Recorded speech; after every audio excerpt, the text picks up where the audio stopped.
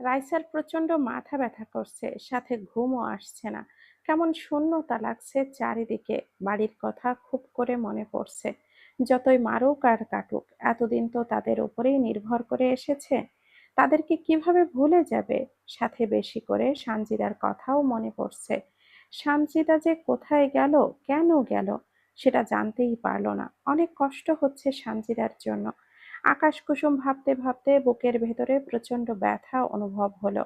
এই অসহ্য ব্যথা সহ্য করতে না পেরে উঠে দাঁড়ালো। দু হাত বা পাশের বুকে ধরে আছে। রুমের ভেতরেই হাঁটাহাঁটি করে স্বস্তি পেল না। দরজা খুলে হাঁটা দিল রান্নাঘরের দিকে। রাতে ড্রয়িং রুমে লাইটটা বন্ধ থাকে বলে অনেক অন্ধকার, এই জন্য আজকে কেরোসিনের শিশেওয়ালা ল্যাম্প জ্বালিয়েছে। এই যুগেও ল্যাম্প? অবশ্যই, কেন নয়। রাইসাকে যেই রুমে থাকতে দিয়েছে সেই রুমেই ছিল। বাড়ির প্রতিটি রুমের এমন একটা ল্যাম্প আছে, যাতে করে কারেন্ট গেলে অসুবিধা না হয়। রাইসা ঘর থেকে বের হয়ে রান্নাঘরের দিকে যাচ্ছে। যদি একটু চা করা যায়, চা খেয়ে অন্তত একটু ঘুম আসে আর এই যন্ত্রণাদায়ক ব্যথা থেকে মুক্তি মেলে। লাইটটা ধরে টিমটিম আলোয় এগিয়ে যাচ্ছে রাইসা। অন্ধকারে সোফায় বসে থাকা তেজের ওপরে নজর গেল না। এত রাতে কেউ বাইরে থাকবে, এটা ভাববার কথাও নয়। চোখ কুঁচকে ল্যাম্প জ্বালানো মেয়েটার দিকে নজর দিচ্ছে। রাইসা রান্নাঘরে যেতেই দেখলো এখন চা বানাতে অনেকটা কষ্ট লাগবে। বুকের প্রচন্ড ব্যথায় যেন কুলহীন। এক গ্লাস পানি নিয়ে ঢকঢক করে খেয়ে নিল, যাতে করে বুকের ভেতরে ভারী পাথরটা সরে যায়। জোরে জোরে শ্বাস নিচ্ছে। তেজ সেই দিকে লক্ষ্য করে উঠে দাঁড়ালো। রাইসার এমন জোরে জোরে শ্বাস নেওয়া দেখে ভুরু উচালো। কাহিনী বুঝতে না পেরে হাঁটা দিল সেই দিকে। রাইসা পানি খেয়ে রুমে যাওয়ার জন্য ঘুরে হাঁটা দিবে, তখনই চোখের সামনে একটা আবছা দেখে সাথে সাথে হাতের ল্যাম্পটি ভূমিকম্পের মতো থরথরিয়ে কাঁপতে লাগলো। ভয়ে মুখে আওয়াজ বের করতে পারল না। তেজ লাফালাফি করে ল্যাম্পের শিশার দিকে তাকিয়ে সামনের মেয়েটির দিকে নজর রাখলো। এই সামান্য আলোতে রাইসার উজ্জ্বল ভীতিকর চেহারা একেবারেই অপরূপা। যেখানে নেই কোনো খাদ। দেখতে দেখতে এগিয়ে গেল। লম্বা পুরুষটি কাছে গিয়ে সামান্য ঝুঁকে দাঁড়ালো। এতে করে ল্যাম্পের পূর্ণ আলো দুজনের চোখে মুখে পড়ছে। পুরুষটির চেহারা দেখে রাইসার বুকের ভেতর থেকে আত্মা বেরিয়ে আসার উপক্রম। এটা তো সেই মানুষ, কিন্তু এই বাড়িতে এত রাতে, তার উপরে এখানে রাইসার কাছে কি করতে এসেছে? রাইসা শুনেছে বড়লোক মানুষের অনেক খারাপ হয়ে থাকে। ওদের নজর সবসময় মেয়েদের ওপরে থাকে, সে দেখতে যেমনই হোক না কেন। তাদের মেয়ে হলেই হলো। দুই হাতে ল্যাম্পটি শক্ত করে আঁকড়ে ধরলো। তেজ রাইসার এমন কাঁপাকাঁপি মেনে নিতে পারল না। বিরক্ত নিয়েই বলে উঠল, কি সমস্যা? এভাবে কেঁপে যাচ্ছ কেন? তোমাকে কি কারেন্টে ধরেছে? বেশ কণ্ঠটা ঝাঁঝালো ছিল, যার দরুন রাইসা চমকে উঠল। মাথা নিচু করে জিজ্ঞেস করলো, আপনি এখানে কেন এসেছেন? কেন? আমার এখানে আসা বারণ? কই, কোথায় লেখা আছে? দেখতে পাচ্ছি না তো। এমন অদ্ভুত উত্তরে রাইসা যেন হতবাক হলো। বাড়িতে কোনো কথা না বলে পাশ কেটে যেতে নিবে, তার আগেই তেজ থামিয়ে দিয়ে মুখোমুখি দাঁড়ালো। রাইসার এক হাতে তেজের হাতের মুঠোয় বন্দি। রাইসা হাত ছাড়ানোর জন্য মুচড়ামুচড়ি করছে। ভেতরে ফেটে যাচ্ছে তেজের স্পর্শে। এখন তার সম্মান হারানোর ভয় যেন অন্তরের গহীনে প্রতিধ্বনিত হয়ে বাজছে। আকুতি ভরা চোখে বলল, দয়া করে আমাকে ছেড়ে দিন, আমাকে যেতে দিন। আমি আপনার কি ক্ষতি করেছি? তেজ অবাক হয়ে বলল, কেন? আমি ধরলে সমস্যা? রাইসা মাথা নাড়িয়ে বলল, আমার হাত ছাড়ুন।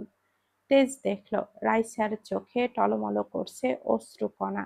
ভয়ের থেকেও বেশি সম্মানের আকুলতা। তেজ বেশ জোরে সরেই ধমকে বলে উঠল, আমাকে ভয় পাচ্ছ কেন? ভয় পাওয়ার মতো কিছু বলেছি আমি? রাইসা এবার চোখের জল ছেড়ে দিল। গাল বেয়ে পড়ছে ঝর্ণা ধারা। একটা পুরুষ তার হাত ধরে আছে, এটা ভাবতেই নিজের উপরেই ঘেন্না আসলো। কেন বাইরে আসতে গেল? না আসলে তো এমন হতো না। পরপুরুষের ছোঁয়া নারীর জন্য বিষের সমতুল্য। আমার হাতটা ছেড়ে দিন দয়া করে। আমার পাপ লাগবে। অনুগ্রহ করে আমাকে স্পর্শ করবেন না। ছেড়ে দিন। যেতে দিন আমায়। আমি স্পর্শ করলে কি এমন হবে? কথাটা বলতে বলতেই তেজ রাইসার হাতটা ছেড়ে দিল। রাইসার চোখের জল অজান্তেই তেজের বুকে বিষাক্ত ধারালো ছুরির ন্যায় এফোর ওপর গেঁথে গেল। মেয়েদের অন্য পুরুষ স্পর্শ করলে তাদের পাপ লাগে, তাহলে কোনো পুরুষ স্পর্শ করলে পাপ লাগে না কেন? তেজের প্রশ্নে রাইসা জবুথুবু হয়ে গেল, কাঁপা কাঁপা গলায় বলল, নিজের স্বামী। তেজ রাইসার দিকে আরেক পল এগিয়ে গেল রাইসার উত্তর শুনে। নিজের দিকে এগোতে দেখে রাইসা হাড় কাঁপানো কাঁপুনি দিয়ে উঠল। বুকের ভেতরে ব্যথাটা আরো তীব্র হলো। দুই হাতে ল্যাম্পটি এতই শক্ত করে আঁকড়ে ধরলো, এই ল্যাম্পটি দিয়েই তেজের মাথায় বাড়ি দিবে এমন একটা মনে হলো। কিন্তু যে সামান্য জোরের কথা বলতে পারে না, তার দ্বারা এই কাজ বাদরের গলায় মুক্তার হার ছাড়া আর কিছুই না। তেজ এগিয়ে গিয়ে বলল, শোনো মৃগনয়নী, আমি স্পর্শ করলে যদি তোমার পাপ লাগে, তবে দুনিয়াতে বেঁচে থাকাই তোমার জন্য ভয়াবহ পাপ। তেজের এমন আগমনে রাইসা আর ঠিক থাকতে পারল না। ল্যাম্পটি হাতে নিয়ে ঢলে পড়ল মেঝেতে। না, মেঝেতে পড়েনি, তার পূর্বেই শক্তিশালী এক বাহুতে আশ্রয় পেয়েছে। সেই হাতের বাঁধনেই তার নিশ্চয়তা, যার নামে লিখে দিয়েছে বাকি জীবনের ভার। যে স্পর্শ করলে পাপ নয়, বরং খোদার আরশ থেকে পবিত্র রহমত ও ভালোবাসার সৃষ্টি হবে। কিন্তু বেচারি বোকা মেয়ে কিভাবে জানবে এটাই তার স্বামী? এক হাতে ল্যাম্পটি ধরে আরেক হাতে রাইসাকে ধরে রেখেছে। সামান্য আলোটুকু রাইসার মুখের কাছে ধরতেই তেজের বুকের ভেতর উথাল পাথাল শুরু হলো। ছোট ছোট চুলগুলো কপালে লেপ্টে আছে ঘামের জন্য। দুগাল বেয়ে পড়া নোনা পানিটুকু শুকিয়ে চড় লেগে গেছে। দুই চোখের পাপড়ি ভিজে স্যাঁতসেঁতে হয়ে আছে। তেজ আজকে খুব করে খুঁটিয়ে খুঁটিয়ে দেখছে। রাইসার ডান গালে একটা কালো তিল চেহারাকে নজরে রাখছে। সব মিলিয়ে তেজের মতো শক্তিশালী পুরুষকে খুঁটিবিহীন নড়বড়ে করে দিতে সক্ষম। চোখের উপরে দুটো চুল পড়ে থাকায় বিরক্ত মনে করে তেজ ফু দিল, যাতে করে চুলগুলো বিরক্ত না করে। অমনি ফু দেওয়ার বাতাসে ল্যাম্পটির জ্বলন্ত শিখা ধপ করে নিভে গেল। এতে করে বিরক্ত আসতেই সেকেন্ড লাগলো না। মেজাজ বিগড়ে হাতের তালুতে ইচ্ছে করছে আছাড় মেরে বাতিটা ভেঙে ফেলতে। ঘুম আসছিল না বলেই ড্রয়িং রুমে বসেছিল অন্ধকারে। একটা সিগারেট টেনে শেষ হতেই উঠে যাবে, তখনই সিঁড়ির দিকে তাকিয়ে সিগারেটের শেষ টানের ধোঁয়াগুলো নিমেষেই হা হয়ে বেরিয়ে গেল। আলাদা করে বের করতে হলো না মুখ খুলে। হাতে বাতি জ্বালিয়ে নামছে 90 দশকের এক রাজ্যের বন্দি রূপসী কন্যা, যার আগমনে তেজ নামক রাজপুত্রের বুকের কাল বৈশাখীর ঝড় বয়, যাকে দেখার আকুলতায় মনের মাঝে মহামারীর সৃষ্টি হয়। রাইসাকে নামতে দেখে তার উপরে উঠল না। রাইসা কি করে সেটা দেখার জন্যই চুপ করেছিল। এরপর এত কিছু হলো। চোয়াল শক্ত করে বলে উঠল, বালের অন্ধকার কিছুই ছাড়ছে না। সামনে আসলেই বালের কাহিনী শুরু হয়। যখনই দেখো 2 ইঞ্চি মুখের 120 হাত ঘোমটা লাগিয়ে আছে, নয়তো চারিদিকে অন্ধকার নেমে আসে, আর নয়তো ঠাস করে অজ্ঞান হয়ে যায়। এই মেয়ে, এই মেয়ের সমস্যাটা কি? আমি কি আকুল হয়ে বসে থাকি তাকে দেখার জন্য? কি মনে করেছে আমাকে? আমার সামনেই আসবো না? যা, আর সামনেই আসবো না। কথাটা তো বলে দিল তেজ, কিন্তু বাহুতে রাইসাকে অনুভব করতেই মুহূর্তেই বলা সকল কথা হারিয়ে ফেলল গহীনে। যা ভাববার পরে ভাববে। এখন আপাতত এই ঘোমটা বধূকে রুমে দিয়ে আসতে হবে। আরেক হাত রাইসার হাঁটুর নিচে নিয়ে পাজা কোলা করে তুলে নিল। রাইসার অবাধ্য দোলানো মাথা এসে বাড়ি খেল তেজের পাথরের মতো শক্ত বুকে। এতে করে তেজের বুকের ভেতরে আনামা বাজতে শুরু করলো। সময় লাগলো না। কেমন রাইসার স্পর্শ পেয়ে হৃদয় জোড়ানো অনুভূতি হলো। স্বামী স্ত্রীর একে অপরের জন্য এমন টান অনুভব করবে, এটাই তো স্বাভাবিক। তেজ সমস্ত ভাবনা মাথা থেকে ঝেড়ে ফেললো। চোখটা বন্ধ করে জোরে একটা শ্বাস টানলো। এরপর হাঁটা দিল রাইসার রুমের দিকে। সিঁড়ি ভেঙে ওপরের দিকে এগিয়ে যাচ্ছে। তবে তেজ আশ্চর্য হলো, রাইসা অতিরিক্ত শুকনো। সেই দিন আলমারি থেকে বের করেও এমন অবাক হয়েছিল। এত বাচ্চা মেয়েটার সাথে তার বিয়ে হয়েছে, ভাবা যায়? শুধু বিয়ে পর্যন্তই আটকে নেই, এখন তেজের বুকে ঝড় তুফান সুনামি পর্যন্ত বয়ে নিয়ে যায় এই 2 ইঞ্চির মেয়ে। বিছানায় শুয়ে কম্বল গায়ে টেনে দিল। এক নজর ড্রিম লাইটের আলোতে দেখে তৎক্ষণাৎই রুম ত্যাগ করলো তেজ। আকাশের দিকে নিরলসভাবে তাকিয়ে আছে। এই দিকে 2-3টে সিগারেট শেষ করেছে। কি অদ্ভুতভাবে সম্পর্কের চাকা ঘুরছে, যেখানে তার ভীত বউ এখনো তাকে স্বামী হিসাবে চেনেই না। সকাল সকাল খাবার খেতে বসেছে তেজ, সাথে মাহতাব নওয়ান। মার্জিয়া রাইসার হাত ধরে সিঁড়ি দিয়ে নামছে, কারণ কাল রাতে তেজের তেজ দেখে মেহেরিমা নওয়ান দিয়েছিল সকাল থেকে একসাথে খাবে। এই জন্যই রাইসাকে নিয়ে আসছে মার্জিয়া। রাইসাকে ডাকতে গেলে রাইসা অনেক করে বলল সে আসবে না, তার জন্য এত ঝামেলা, নতুন করে আর কোনো ঝামেলা সে চায় না।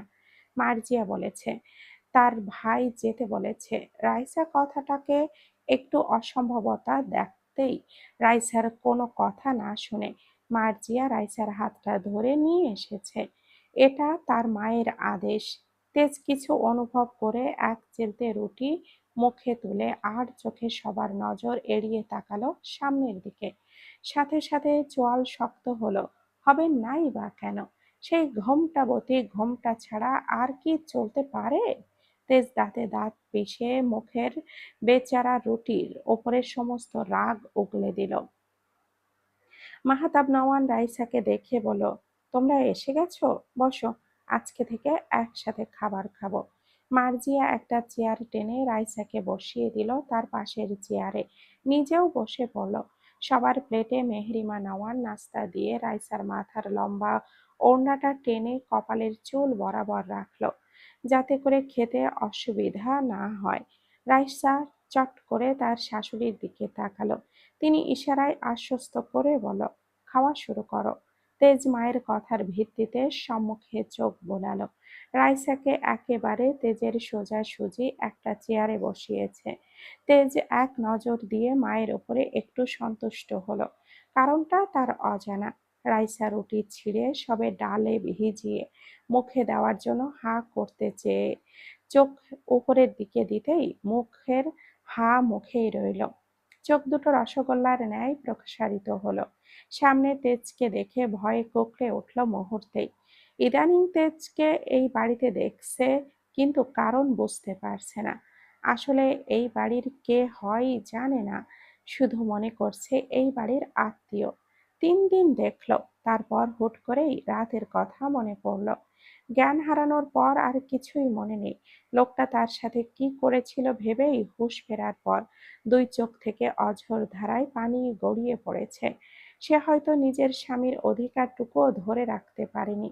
চোখ ভিজে উঠল সামনের মানুষটার দিকে তাকিয়ে, সাথে ঘৃণিত দৃষ্টিতে তাকিয়ে আছে। এই কথাগুলো মার্জিয়াকে বলবে কি বলবে না ভেবেই দোনো-মনো অতিক্রম করছে। এইসব কিন্তু এইবার এইসব বাধা অতিক্রম করেছে সে। খাবার শেষ করে মার্জিয়াকে এই খারাপ লোক সম্পর্কে বলে দিবে। তার চরিত্র যে খারাপ সেই কথাও বলবে। তৎক্ষণাৎই মেহরিমা নওয়ান ছেলের উদ্দেশ্যে বলল, তেজ, তোকে আর কিছু দেই? রাইসা সঙ্গে সঙ্গে আশেপাশে তাকালো, কিন্তু এই কয়জন ব্যতীত নতুন কাউকে দেখতে পেল না। মনের ভেতরে জানার কৌতূহল বাসা বাঁধল। তেজ নামের মানুষটা তো তার স্বামী। তার শাশুড়ি কাকে তেজ বলে ডাকলো? কোথায় সে? তেজ নত মস্তিষ্কে গম্ভীরভাবে জবাব দিল, না। সাথে সাথে রাইসা সামনের মানুষের দিকে নজর রাখলো। সে কি ভুল শুনলো, নাকি এটাই সঠিক? কিছু বুঝতে পারছে না। সামনের মানুষটার থেকে কি উত্তরটা আসলো? ছোট্ট মস্তিষ্ক এত চাপ নিতে পারছে না, সবকিছু গলিয়ে যাচ্ছে। তবে সবকিছু খোলাসা করতে মাহতাব নওয়ানের প্রশ্নটাই যথেষ্ট ছিল। খেতে খেতে তেজকে বলো, তেজ, আজকে অফিসে একটা মিটিং আছে, আশা করব তোমার বন্ধুদের নিয়ে ঠিক সময়ে পৌঁছে যাবে। তেজের ভাবলেই সেই উত্তর। টেনশন করার দরকার নেই, দায়িত্ব যখন আছে তখন ভুলে যাব না, নিজের কাজে মন দাও। এমন ঘাড় তেরা উত্তরে মাহতাব নওয়ান অভ্যস্ত হলেও ছেলের বউয়ের সামনে প্রথম মান সম্মান খুইয়ে ফেললেন, সেটা ভালো করেই বুঝতে পারল। পানির মতো পরিষ্কার হলো রাইসার কাছে সামনের মানুষটি তেজ। তার সবচেয়ে বড় কথা হচ্ছে এই মানুষটাই হচ্ছে তার স্বামী, যার সাথে বারবার অনাকাঙ্ক্ষিত দেখা। সেই তার স্বামী, এটা ভেবেও স্বস্তি হলো যে তাকে অন্য পরপুরুষ স্পর্শ করেনি। তেজ হঠাৎ করেই সামনে তাকালো, সোজা রাইসার চোখের দৃষ্টিতে মিলল তার দুটি চোখ। সাথে সাথে হকচকিয়ে গেল রাইসা, কেমন নির্লজ্জের মতো তাকিয়ে দেখছিল। জোর জোর বেশে আগমন আগমন হলো হেস্কির। সাথে সাথে মেহেরিমা নওয়ান বলল, সামনে পানি আছে, খেয়ে নাও। রাইসা কাঁপা কাঁপা হাতে সামনে থেকে একটা পানির গ্লাস হাতে নিয়ে মুখে তুলেছে। সবে 2 ঢোক পানি গেলার পর কি গিয়েছে কি যায়নি, অমনি তেজের হুংকার ছেড়ে পড়ল, এই মেয়ে, আমার গ্লাসে পানি খাচ্ছ কোন সাহসে? রাইসা হতবাক হয়ে গেল, সাথে লজ্জায় লাল হয়ে গেল। এমন অপমানে যেন মাটির সাথে মিশে যেতে ইচ্ছে করছে। গ্লাসটা রাখতেই তেজ নিজের দিকে টেনে নিল। তেজের এমন কাণ্ড দেখে সবাই হা হয়ে আছে। মাহতাব নওয়ান বলল, তেজ, এটা তোমার কেমন ব্যবহার? দেখছো মেয়েটির হেঁচকি উঠেছে, সামান্য তোমার গ্লাসে পানি খেয়েছে, এর জন্য এইভাবে বলবে? এত কিছুর মাঝে মার্জিয়া চমকে বলল, আর বাহ, আরে বাহ, তোমার হেঁচকি ঠিক হয়ে গেছে। মার্জিয়ার কথায় সবাই সেই দিকে লক্ষ্য করলো। মেহেরিমা নওয়ান কি ছেলেকে কিছু বলবে, তার আগেই মার্জিয়ার কথা শুনে থেমে গেল।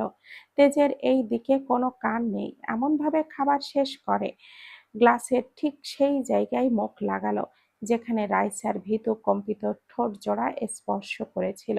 যেই ছেলে খাবার শেষ করে অথচ এক ঢোক পানিও খায় না, সেই ছেলে এক গ্লাস পানি ঢক ঢক করে এক নিঃশ্বাসে সাবাক করে উঠে গেল। এটা দেখে মেহরিমা নওয়ান চমকিত, যদিও বিষয়টা আর কেউ লক্ষ্য করেনি। তেজ যাওয়ার পর রাইসা নিঃশ্বাস ছেড়ে শান্তি মতো খেতে পারল। কিন্তু একটা কথাই বুঝলো না রাইসা। সে মনে করেছিল তার স্বামী বয়স্ক হবে, কিন্তু এত এ তো একজন সুদর্শন যুবক, যার দিকে তাকালে চোখ ফেরানো বহুত কষ্টের কাজ। খুব ফর্সা না হলেও উজ্জ্বল বর্ণে। এক নজরে যা দেখেছে তাতেই রাইসার একটুও মনে হলো না তার স্বামীর বয়স এত। খাবার শেষ করে সবাই সবার গন্তব্যে পৌঁছালো। রাইসা কলেজে গিয়ে মনোযোগ দিয়ে ক্লাস করছে।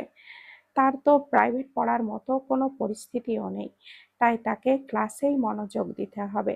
ছোট থেকেই মনোযোগী ছিল রাইসা, এখন যদি ভালো মতো না পারে তাহলে ফেল করবে। আর ফেল করলে শাশুড়ির এত এত আশা সব শেষ হয়ে যাবে। কত ভালোবেসে ভর্তি করিয়েছে, মুখ ফুটে বলতে হয়নি। সেখানে তার মুখ রাখতে রাইসাকে ভালো করে পড়তে হবে। ভালোবাসার এই নতুন মায়ের মুখ সে ঠিক রাখবে। বিনা স্বার্থে যে মা মেয়ের জায়গা দিয়েছে। ক্লাসটা শেষ হতেই রিম ব্যাগ থেকে একটা টিফিন বক্স বের করলো। তার মা ডিম পরোটা বানিয়ে দিয়েছে, রাইসাকে নিয়ে খেয়ে নিল। যদিও রাইসাকে তার শাশুড়ি টিফিন দিয়েছে, তবুও জোর করে নিজেরটা খাইয়েছে। রাইসার টিফিনও রিম খেয়েছে। দুজনে মিলে খাবার শেষ করে নিয়েছে। বাকি ক্লাস করে ছুটি হলো। রাইসা আর রিম একসাথে হাঁটছে। রাস্তার দুই পাশ দিয়ে লম্বা লম্বা গাছের সমারোহ। মানুষও হেঁটে চলেছে তাদের গন্তব্যে লক্ষ্য করে। রাস্তার পাশেই ঘাসের ওপরে বসেছিল কয়েকজন ছেলে।